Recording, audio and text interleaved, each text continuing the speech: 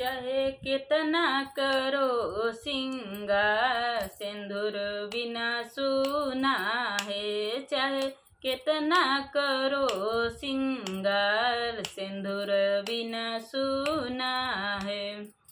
चाहे मम्मी बोलाओ चाहे चाची बोलाओ, चाहे बहिना बोलाओ चाहे भाभी बोलाओ, चाहे कितना करो व्यवहार सासु बिना सूना है। चाहे कितना करो व्यवहार सासु बिना सूना है।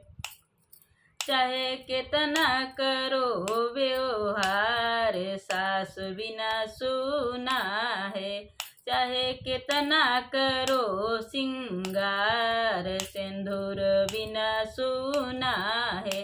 चाहे कितना करो सिंगार सिंदूर बिना सूना